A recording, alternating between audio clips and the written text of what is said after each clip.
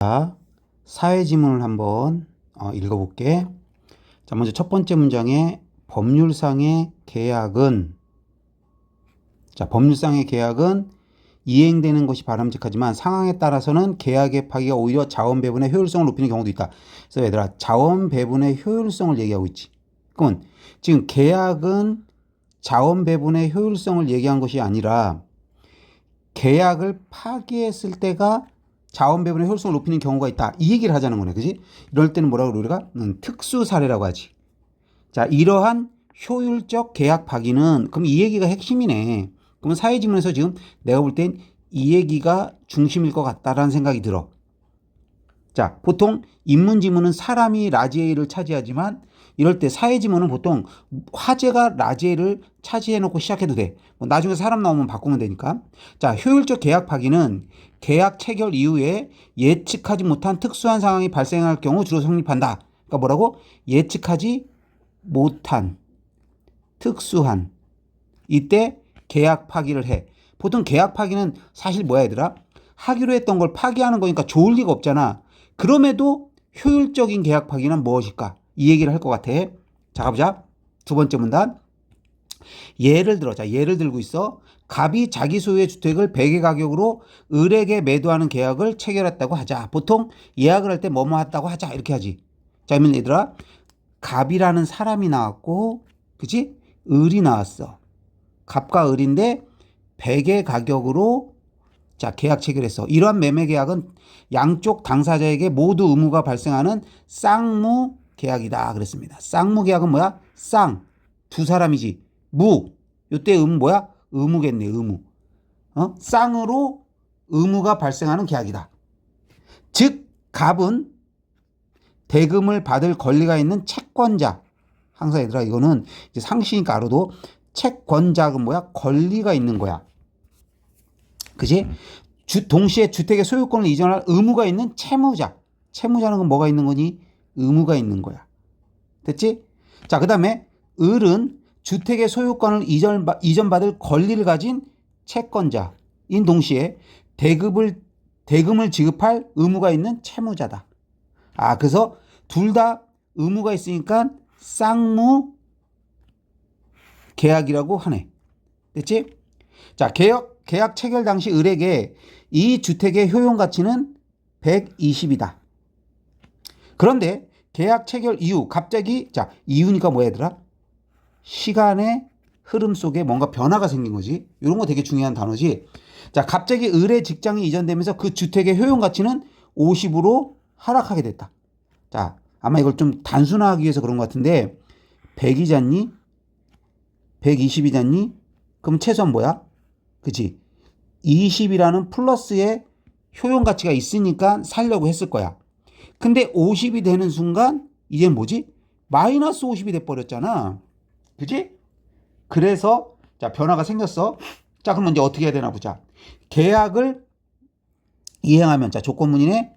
이행하면 오히려 주택이라는 재화의 가치가 감소하여 사회적으로 자원이 비효율적으로, 아, 이게 비효율적이지.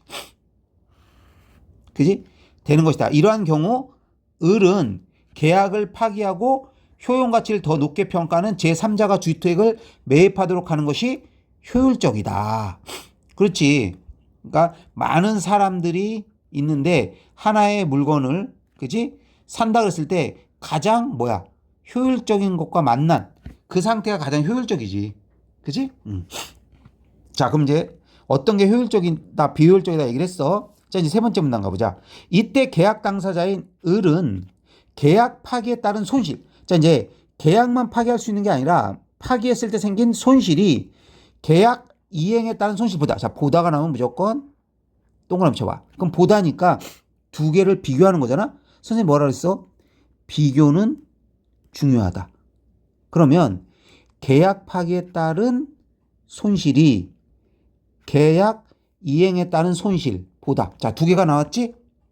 자, 둘 다 손실인데 계약을 파기했을 때의 손실과 이행했을 때의 손실인데 보다 작을 경우잖아. 그러면 부등호는 어디로 가니? 얘가 얘보다 작을 경우니까 얘가 크다는 거지. 그지? 야, 이거를, 자, 미안해. 요걸 똑같이 요렇게 해놨더니 헷갈릴 수 있겠다. 가로로 바꿔볼게. 자, 이 손실이 계약 이행에 따른 손실보다 작을 경우, 자, 요거지? 부등호 이게 나왔지? 작을 경우 계약을 파기할 것이다. 그지? 당연하지. 야, 이행했을 때 손실이 더 크면 당연히 어느 쪽을 야, 봐봐. 지금 핵심이 뭐야? 손실이잖아. 손실. 그럼 손실이 더 작은 쪽을 선택해야겠지. 그지? 그러니까 얘를 선택하겠지. 자, 그럼 계속 볼까? 만약 을이 계약을 파기할 경우 갑에게 지급해야 하는 손해배상액이 20이라면 계약 파기에 따른 손실은 20이 된다. 그러나 계약을 그대로 이행한다면 을은 50의 손실을 본다 그랬잖아. 그럼 얘들아 20을 볼래? 50을 볼래? 당연히 이 상태잖아. 그러니까 뭘 선택해? 얘를 선택하지. 그지? 그러면 당연히 얘를 선택한다는 거야. 됐지? 따라서 을은 계약 이행보다 계약 파기를 선택하는 것이 경제적으로 합리적이다. 그지? 그럼 뭘 선택해? 계약 파기를 선택한다. 자, 이게 1, 2, 3문단이야. 자, 이제 마지막 문단 보자. 이처럼 계약 파기 여부를 결정짓는 중요한 변수가 손해배상액이다. 그지? 이 금액과 뭐를 비교하지? 자기한테 있는 가치. 그지? 그러니까 만약에 누가 더 크냐? 이거에 따라 결정되겠지. 그지? 요 손해배상액이 더 크냐? 아니면 가치가 더 크냐에 따라 계약을 이행할지 파기할지가 결정되겠다. 맞지? 자, 계약 시 손해배상액이 높게 약정된 경우 이는 계약 파기를 원하지 않는, 자, 부정어 나왔어. 않는 당사자에게 일종의 보험과 같은 기능을 할 수 있고, 자, 무슨 말인가 잘 봐. 손해배상액이 높게 약정이 됐다는 건 뭐야? 그지? 계약을 무조건 이행하려고 해야겠지. 그잖아. 배상액이 높으면 아까 20이었는데 아주 높게 50보다 높다고 쳐봐. 그럼 최소한 60으로 잡았다면 그지? 계약 파기보다는 이행이 낫겠지. 그지? 그래서 봐봐 얘들아. 요게 파기가 되고 요게 이행이 되면 이행이 손실이 더 적잖아. 그거 당연히 그는 이행을 하겠지. 이해됐니? 자, 이렇게 약정된 경우 이는 계약 파기를 원하지 않는 당사자에게 일종의 보험과 같은 기능을 할 수 있고, 채무자가 계약 이행 의지나 능력이 있음을 채권자에게, 자, 뭐라고? 의무가 있는 자가 권리가 있는 자에게 전달하는 효과적 방법이 될 수 있다. 때문에 원인이지, 원인 결과 때문에 신생 기업은 고액의 손해배상 약정을 상대방의 신뢰를 얻는 수단으로 활용하기도 한다. 뭐라고? 신뢰를 얻는 수단이 되는 거야. 야, 내가 손해배상액을 크게 할게. 그럼 뭐야? 나 이 계약 파기하지 않을게. 이 말이잖아. 계약을 파기하지 않겠다는 건 뭐지? 신뢰를 주지. 됐지? 자, 한편 고액의 손해배상 약정을 한 거 지금. 은 채무자의 효율적 계약 파기의 기회가 봉쇄되는 등의 부작용도 있지. 그치 얘들아. 솔직히 아까 생각해봐. 여기서 이 50으로 가치가 하락됐다면 계약 안 하는 게 맞잖아. 근데 뭐야? 이미 손해배상액을 너무 높게 책정해서 이렇게 효용 가치가 떨어졌음에도 불구하고 계약을 이행한다는 건 너무 비효율적이잖아. 그러니까 효율적 계약 파기의 기회가 완전히 봉쇄되는 거야. 그지? 이러한 점을 고려하여 법률에서는 채무 불이행에 따른 손해배상액을 당사자들이 협의하여 미리 정해둘 수 있도록 하면서도 손해배상액이 과다한 경우에는 법원이 적당한 수준으로 감액할 수 있도록 하고 있대. 그러니까 계약 당사자끼리 해놨어도 너무 심할 경우에는 법원이 나서네. 그지? 이는, 자, 뭐라고? 대명사 받아들여서 이는 계약의 안정성과 자원 배분의 효율성을 조화시키기 위한 제도적 장치라고 할 수 있다.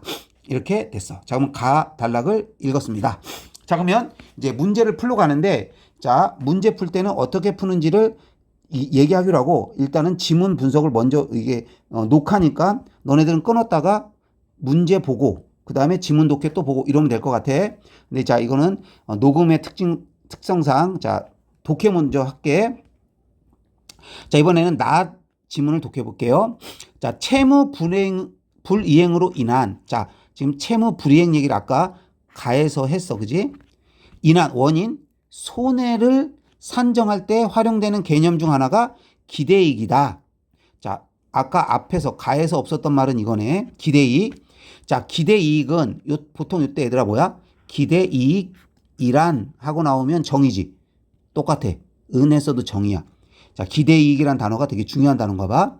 기대이익은 계약이 정상적으로 이행되었을 경우 예상되는 이익을 말한다. 기대이익, 기대되는 이익이다 이거네. 맞지? 그 이익만큼을 손해로 보아 손해배상액을 산정하는 방법은, 야 이거 재밌네. 기대이익이라는 건 예상이익이잖아. 그 이익만큼 손해로 보아. 그러니까 만약에 이익을 20으로 예상했어.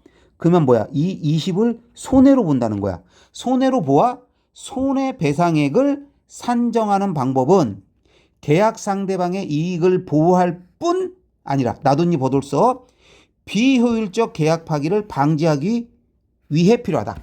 오케이. 아까 가에서 얘들아 비효율적 계약 파기를 할 때가 있잖아.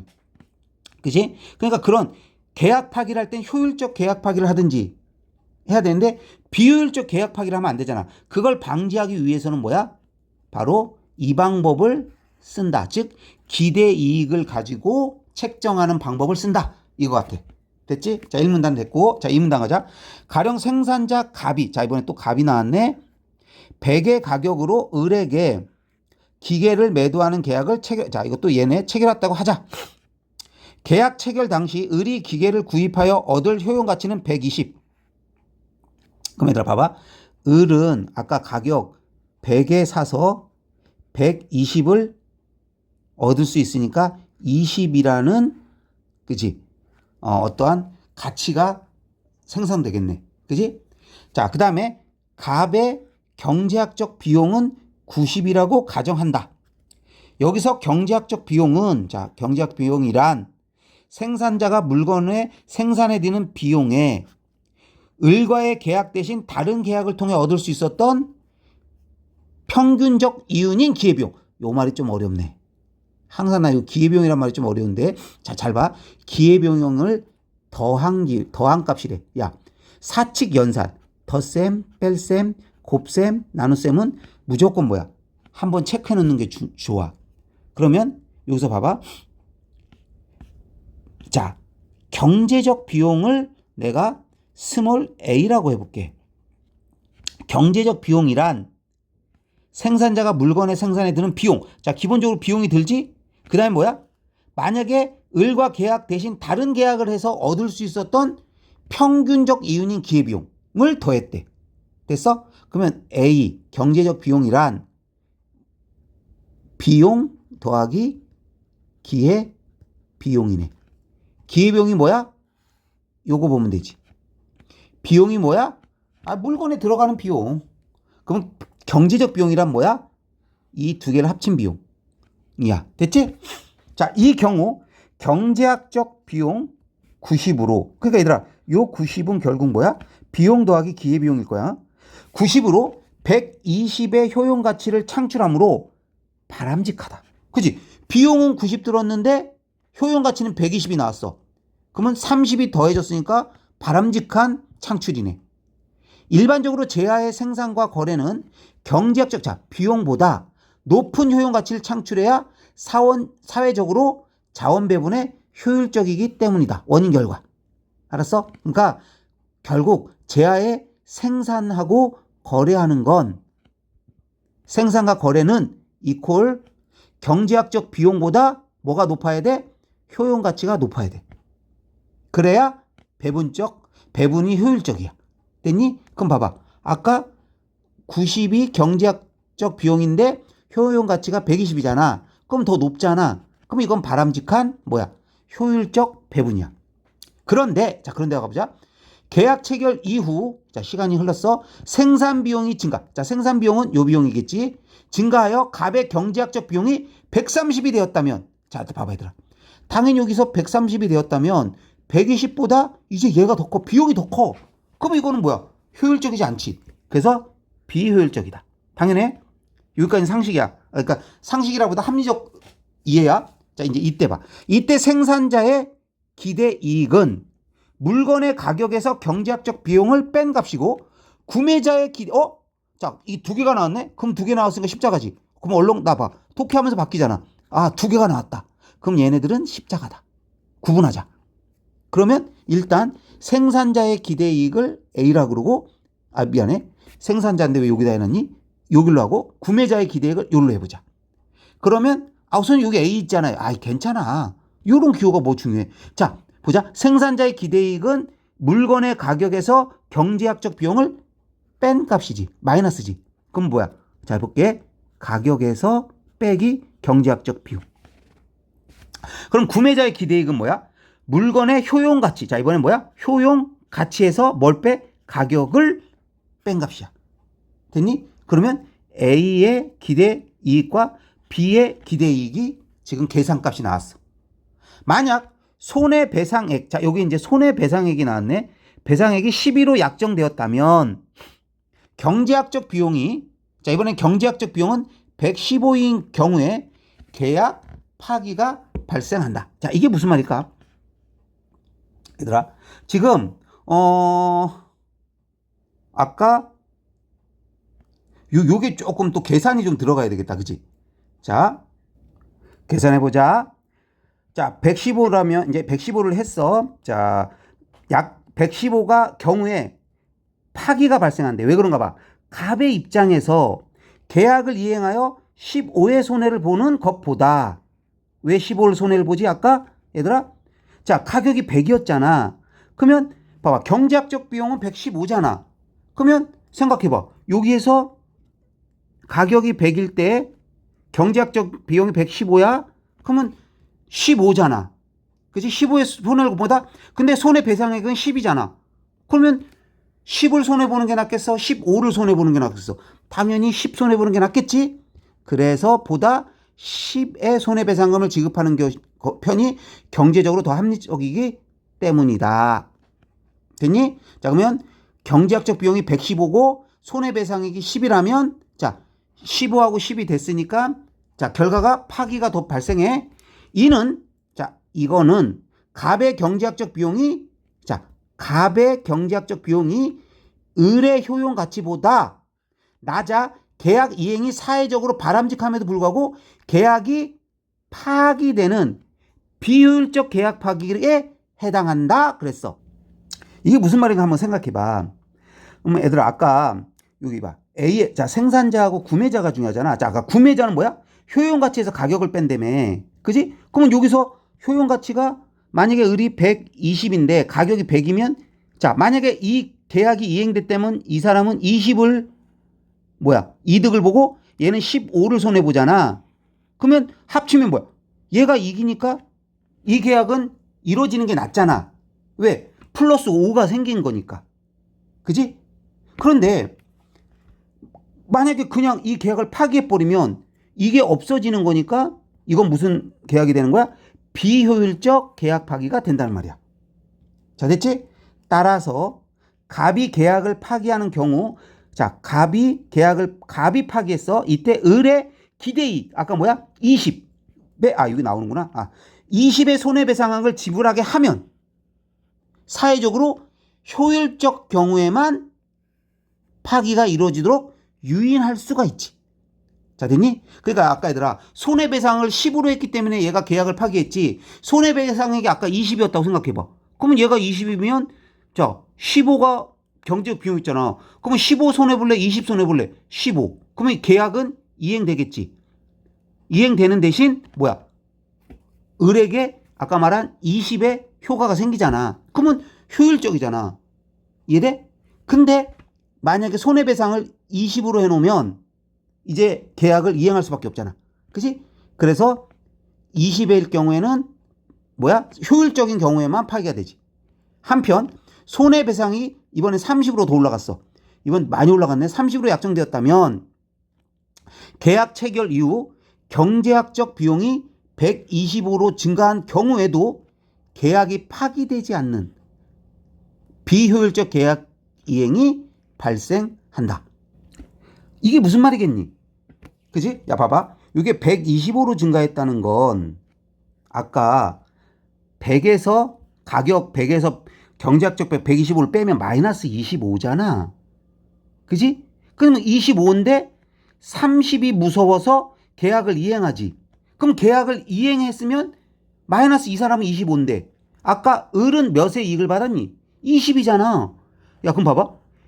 이 사람은 마이너스 25를 손해보면서 계약을 이행했는데 상대방은 뭐야? 플러스 20밖에 안 되지.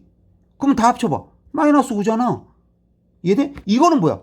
완전히 비효율적인 계약 이행이 되지. 그러니까 계약을 이행하려다 보니까 말도 안 되는 계약까지 이행된 게 발생했다는 얘기야. 자, 여기까지 이해됐니? 자, 이러한 계약은 계약 파기를 통한 자원의 효율적 배분 가능성을 제한하는 것이다. 자, 됐지? 그래서 손해배상액을 너무 높게 책정했을 때는 비효율적 계약 이행이 생긴다는 말이야. 자, 이제 마지막 문단 가보자. 이처럼 계약 상대방의 기대 이익을 기준으로 한 손해배상은 효율적 계약 파기만이 일어나도록 기능한다. 자, 다만 이는 채권자가 계약이 정상적으로 이행될 것을 믿고 체결하는 신뢰 투자를 과도하게 하는 유인이 될 수 있다. 그러니까 다만 뭐야, 결국 이렇게 했을 때는 채권자가 정상적으로 이행될 것을 믿고 체결하는 신뢰 투자를 그 대신 뭐야, 과도하게 만드는 유인이 될 수 있대. 왜냐하면 계약이 파기되더라도 기대 이익의 전부가 배상된다면, 그렇잖아 얘들아. 그러니까 기대 이익을 기준으로 하기 때문에, 그지? 계약이 효율적으로 진행되는 건 당연하지만 만약에 파기되더라도 어떻게 돼? 기대 이익의 전부는 배상이 된단 말이지. 그지? 그러면 채권자는 자신의 투자를 실패해도 책임을 거의 지지 않게 되므로 사회적으로는 과도한 사전 지출이나 설비 투자가 이루어질 가능성이 커진다. 반면, 자, 반면 나와서 선생님이 좋아하는 십자가다. 그지? 자, 십자가 준비 미리에 손해배상액이 기대이익에 못 미친다면 나왔어. 그럼 얘들아, 요걸 빨리 찾아봐. 손해배상액이 못 미친다면 요걸 내가, 자, A, B는 몇 번 썼으니까 이제 니은으로 해볼게. 왜? 기억이 앞에 있을 거니까. 자, 앞에 찾아가봐. 손해배상액이 기대이익에 못 미친다면 뭐야 이거? 계약이 파기되더라도 기대 이익의 전부가 배상된다면 요게 기억이지. 자, 기억을 한다면 뭐야? 책임을 안 지고, 반면 손해배상액이 기대이익에 이제 못 미쳐. 그러면 채무자의 계약 이행 유인이 약화되어 또 다른 비효율이 발생할 수 있다. 그럼 이번은 얘는 채무자의 유인이 약화됐다. 그지? 그러면 기억은 뭐야? 얘는 투자 실패 책임을 지지 않는다. 누가? 채권자가. 요렇게 일단 채권자, 채무자의 문제가 발생한다. 요렇게 우리가 정리할 수 있겠네. 자, 그럼 이제 문제를 풀어보자. 먼저 가만 읽고 4번을 풀어야겠지. 자, 그럼 먼저 뭐부터 해? 가는 효율적 계약 파기의 개념을 예시를 통해. 자, 봐. 효율적 개념 파기 얘기 있었어 없었어? 있었지. 예시 있었어 없었어? 있었지. 그래, 그럼 이건 일단 맞는 것 같아. 가는 쌍무 계약의 권리와 의무를 중심으로 서술하고, 자, 가는 쌍무 계약 얘기 있었어 없었어? 있었어. 권리 의무 얘기 있었어 없었어? 있었어. 근데 이거 중심은 아니지 않냐? 잠깐 나왔지. 그래서 이건 중심으로 서술했대서 좀 찜찜하네. 자, 세 번째, 가는 손해배상 약정의 부작용을 전제로 논의를 전개하고. 자, 아까 손해배상 약정이 어디 있었니? 여기 있잖아, 왼쪽에. 그지? 그런데 손해배상 약정의 부작용이 여기 있다. 얘들아, 여기 부작용이 있잖아. 그러면 고액의 손해배상 약정은 채무자의 효율적 제약 파기의 기회가 봉쇄되는 등의 부작용도 있잖아. 그러면 손해배상 약정의 부작용을 전제로 논의를 저기 했니? 아, 선생님 봤을 때는 이거는 고액의 손해배상 약정이 부작용이 나올 수 있다는 얘기지, 손해배상 약정의 부작용을 전제로 한 것 같진 않네. 그지? 자, 4번. 가는 계약 파기의 법적 요건을 조항별로 나열한 적이 없고요. 가는 계약 이행의 도덕적 정당성 얘기가 생각나지 않지. 그러면 답은 1번 유력하네. 그죠? 요 정도 해놓고 일단 넘어갑시다. 자, 5번. 가나에 대한 이해로 가장 적절한 긍정 설문지네. 자, 먼저 1번. 고액의 손해배상 약정은 신생기업, 아까 신생기업 얘기 있었는데, 시장 진입을 제한한다? 얘들아, 고액의 손해배상 약정은 오히려 신생기업이 신뢰를 얻기 위해서 한다고 하지 않니? 그러니까 제한하는 역할이 아니라 반대로 진입하는 역할을 하지. 자, 2번. 기대이익은, 요건 아까 가에는 없었어. 기대이익이란 말이. 그래서 요거는 2번은 해결하기 힘들어. 왜? 주체가 기대이익이니까. 3번. 채무 불이행에 따른 손해배상액이 당사자끼리 약정되면 법원이 아까 마지막 가의 마지막에 법원 역할이 있었지. 감액할 수 있다 그랬어. 자, 4번. 손해배상액이 기대이익을 초과하면, 자, 기대이익 얘기는 아까도 말했지만 없었어. 5번. 해당 계약이 아닌 다른 계약을 통해 얻을 수 있었던 평균적 이윤도, 요게 주어지. 경제학적 비용, 요것도 가에는 없었어. 그래서 선생님이 봤을 때는 자가 1번하고 3번을 없애는 게 가에서 할 수 있는 최선이었어. 자, 6번으로 넘어가 보자. 효율적 계약 파기. 자, 이건 가에 있었어, 분명히. 가에 대한, 자, 추론. 요게 조금 어려운데. 자, 가보자. 비효율적 계약 이행과 달리 자원의 효율적 배분에 기여하는 행위다. 그랬잖아. 그러니까 효율적으로 계약을 파기하는 건 자원의 효율적 배분에 이건 기여하는 건 당연하지. 그지? 근데 비효율적으로 계약을 이행하는 건 비효율적 계약 이행? 이게 아까 있었니? 가에는 그죠? 잘 안 나와. 그러니까 아무튼 자원의 효율적 배분에 기여하는 행위는 맞아. 근데 요 비효율적 계약 이행은 좀 한번 나에 있지 않나 싶은데. 자, 다음에 기대이익을 기준으로. 이것도 나에 있죠, 일단. 자, 3번. 채권자가 과도한 신뢰 투자를 한 상황에서는 채권자가 과도한 신뢰 투자? 자, 요것도 잘 나에 있지 않나 싶어요. 자, 4번. 고액의 손해배상이 약정된 경우에는 발생 기회가 봉쇄될 수 있다. 아까 봐. 효율적 계약 파기가 고액일 때는 봉쇄될 수 있다고 했으니까 이건 맞네. 그치? 5번. 계약 이행 시점에서 제야의 효용 가치가 가격보다야 낮아지는 경우. 알았어? 야, 효용 가치가 아까 120, 가격 100 이랬잖아. 그지? 그러면 보다 낮다는 건 뭐야? 얘가 50이잖아. 그러면 낮아진 때 효율적 계약 파기가 나올 수 있지. 이거 맞네. 그지? 그래서 1번도 맞을 거는 같은데, 그지? 그러면 2번, 3번에서 낮싸움이 아닐까 싶고요. 자, 7번도 기억은 나에 있으니까 넘어가야 될 것 같고, 8번이, 자, 봐. 요 있잖아, 얘들아. 요런 지문에서 요렇게 뭐 배상액이 40이라면 이건 무조건 계산값입니다. 그러므로 나까지 다 읽고 나서 풀어야 되는 문제야.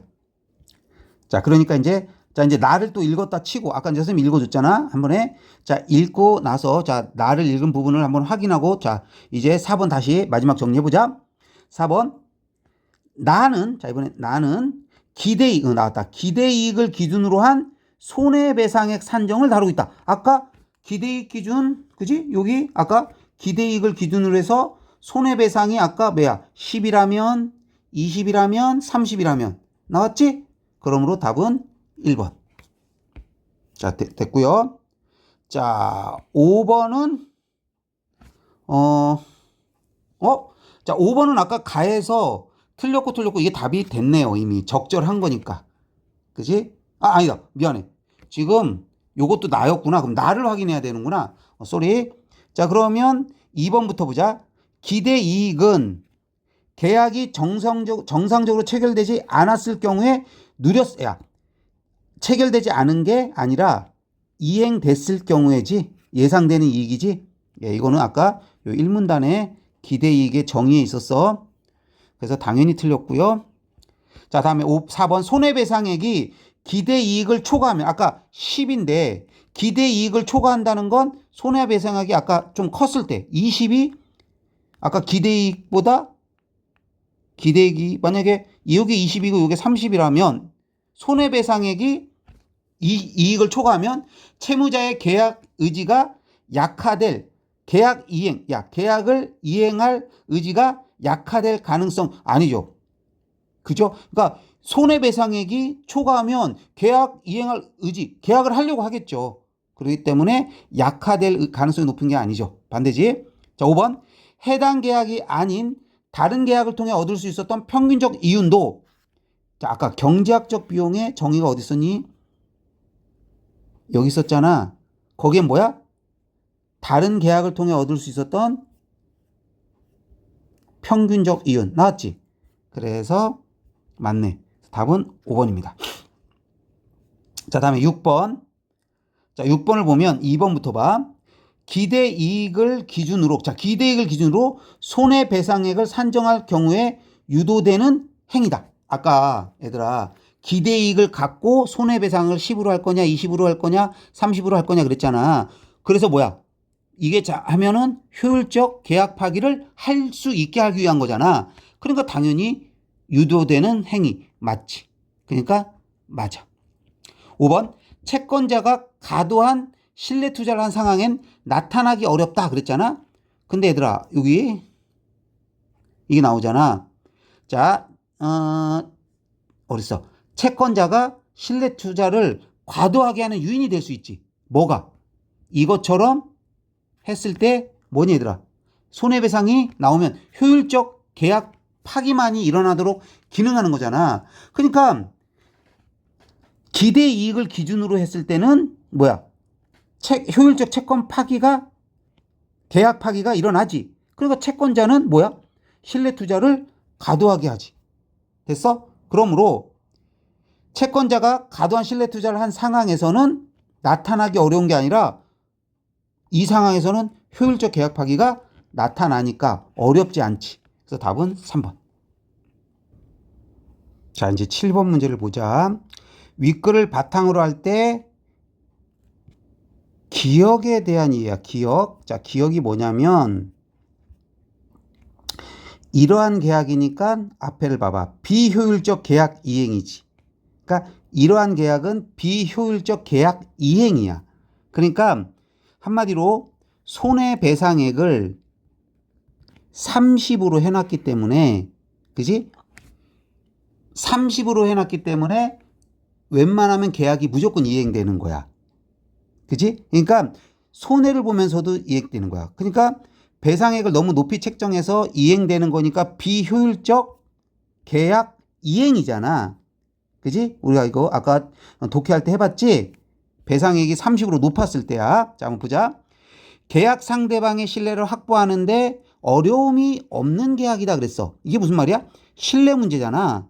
야, 요 글이 좀 어렵네. 아까 가에서 나왔던 걸 이해가 돼 있어야 되는데. 아까 그랬잖아. 여기 신생기업도 얘기 나왔지만, 그지? 약정액이 고액일 땐 어떻게? 계약 파기가 거의 안 일어나지. 계약 파기가 안 일어나서 비효율적 계약이 이행되는 거잖아. 그러니까 비효율적 계약 이행, 요게 되는 경우에는 신뢰를 확보하는데 어려움이 아니라 오히려, 어려움이 없는 계약이 아니라, 어려움이 없는 계약이 맞지. 이렇게 그러니까 어려움이 없지. 그러니까 맞지, 이 말이. 이거 헷갈릴 뻔했다. 그치? 그래서 신뢰를 확보할 수 있어. 그러므로 1번은 맞고, 2번. 을의 입장에서는 기대이익 일부가 실현되지 못하는 상황을 초래하는 계약이다 그랬어. 자, 을이 누군가 봐봐, 얘들아. 여기서 을은 얘 사례가 야, 을은 뭐라고 해보자가 있어야 되지 않냐? 여기 있다. 을이, 자, 생산자가 갑이고 을이 구매자잖아. 그지? 그럼 을은 구매자라면, 얘들아 잘 생각해봐. 얘는 구매자야. 그러면 구매자는 지금 너네도 알다시피 이게 무조건 뭐가 되는 거지? 비효율적 계약이 이행되는 거잖아. 계약이 이행되는 거야. 그러니까 갑은 30을 손해보지 않기, 이게 손해배상액이 너무 커서 계약을 이행하는 상태잖아. 그럼 계약을 이행하면 구매자인 을은 무조건 뭐야? 아까 가격보다 가치인 120이 그냥 20이 그냥 남는 거잖아. 계약이 이행됐을 때는 기대이익이 20이잖아. 그럼 계약이 이행되면 기대이익은 20 무조건 확보되는 거잖아. 그러니까 실현하지 못하는 게 아니라 실현되는 거지. 그래서 답은 2번이야. 알겠지? 자, 3번. 채무자가 계약 이행 의지나 능력을 갖추고 있음을 채권자에게 효과적으로 전달할 수 있는, 이게 뭐야? 아까 너희도 알다시피 지금 손해배상을 높게 책정했기 때문에 야, 나 그만큼 할 수 있어 라는 신뢰를 줄 수 있는 거잖아. 그러니까 의지나 능력을 갖추고 있는 걸 보여주는 거지. 야, 이거 다 아까 가에 있었던 건데, 그지? 이거 뭐 지문은 이제 기억은 나에 있는데 가의 글을 계속 연결하면서 풀 수 있는 거네. 자, 4번도 보자. 비효율적 계약 파기처럼 자원 배분의 효율성을 저하시켜 사회적으로 그렇지. 맞지, 얘들아? 비효율적 계약 파기나 비효율적 계약 이행이나 효율성을 저하시키는 건 같고 바람직하지 않은 건 같은 거야. 5번. 갑의 입장에서는 계약을 이행하여 25의 손실을 보는 것이 30의 손해배상액 지불보다 더 합리적으로 여겨진, 그렇지. 그래서 이런 비효율적 계약 이행을 하는 거지. 알겠니? 그래서 답은 2번이었습니다. 자, 이제 문제 8번인데, 자, 3점짜리. 자, 계산값인데, 자, 이렇게 보면 1번 A의 계약 파기에 따른 손해배상이 40이라면 하고 봐봐. 계산값이라는 걸 알 수 있어. 그럼 무조건 보기를 좀 정리해줘야 되거든. 자, 보기부터 정리해보자. A는 B가 생산하는 물건. 자, 그러면 A는 B가 생산하는 물건이니까 얘는 생산자고 A는 구매자가 될 거야. 공급받기로 했네. 그지? 그러면 가격은 120이야. 그지? 그러면 A에게 이 물건의 효용 가치는 150이래. 그러면 A의 기대 이익은 몇이니?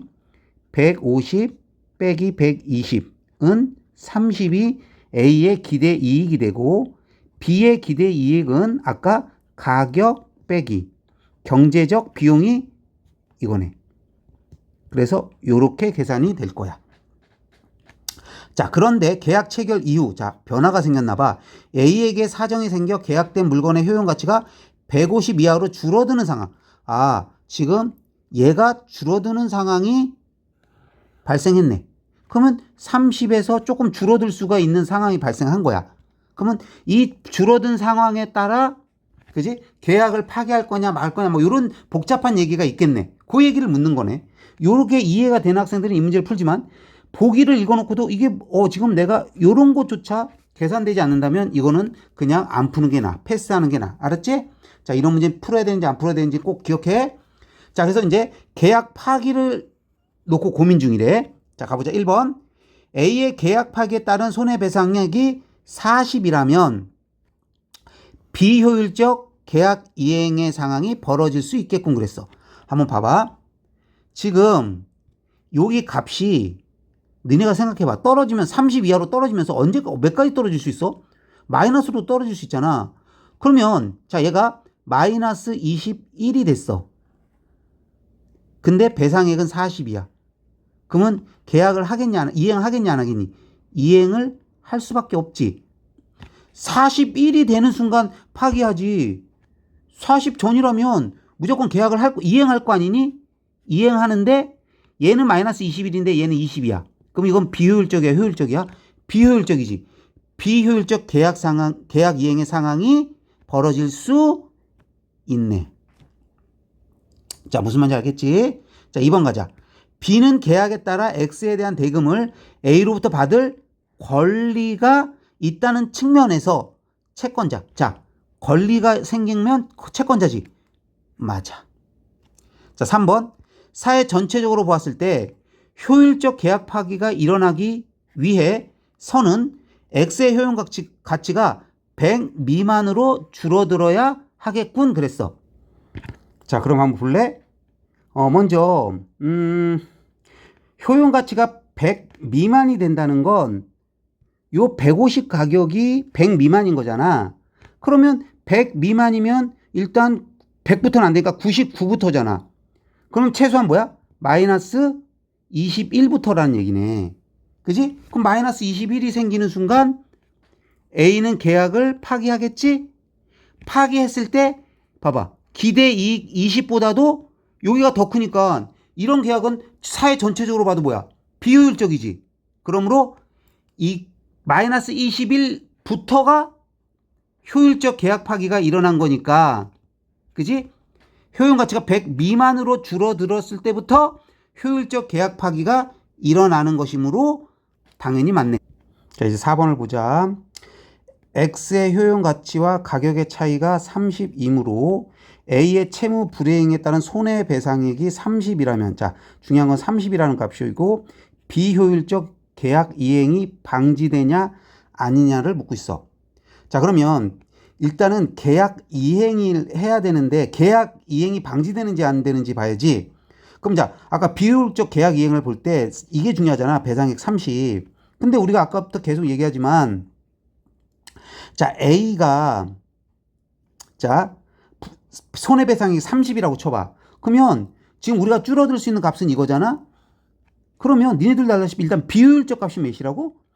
이거보다 더, 그지? 손해를 보면서도 계약이 이행됐을 때가 문제잖아. 그럼 비효율적이잖아.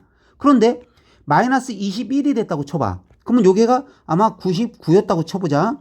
가치가 떨어져서. 그러면 마이너스 21이 됐으면 이건 일어나면 안 되잖아. 그럼 이건 계약 파기가 일어나야 되지. 근데 계약 파기가 일어나야 되는데 뭐가? A는 지금 손해배상이 30이야. 그러니까 만약에 계약을, 그치? 파기하면은 30을 손해보는데 이행하면 21만 손해보잖아. 그럼 당연히 뭐야? 계약을 이행하겠니? 파기하겠니? 이행하겠지. 그러므로 비효율적 계약 이행이 방지되지 않고 일어나지. 그래서 4번 선지는 틀린 거야. 무슨 말인지 알겠지? 자, 그럼 5번 마지막으로 볼까? 자, A의 채무 불이행에 따른 손해배상이 이번엔 10이래, 10. 10이라면 X의 효용 가치가 105래. 그럼 잡아. 105 빼기, 자, 120이야. 그러면 당연히 마이너스 15가 되잖아. 그러면 당연히 배상액이 10이라면 계약을 파기하겠니? 파기 안 하겠니? 파기? 하겠지. 마이너스 15 할 수는 없잖아. 차라리 10, 마이너스 10이 낫지. 그지? 그렇기 때문에 A는 이럴 땐 계약 파기를 할 수밖에 없어. 근데 얘가 마이너스 15인데 아까 봐봐. B는 기대 수익이 20이잖아. 그러면 이걸 계약을 이행하는 게 낫잖아. 그게 바람직하지. 그러니까 사실은 계약을 이행해야 함에도 불구하고 비효율적인 계약 파기를 한단 말이야. 그러니까 방지하기 어렵지. 이해돼? 그래서 답은 몇 번? 4번이 되는 거야. 자, 그리고 자, 9번의 답은 2번 되겠습니다.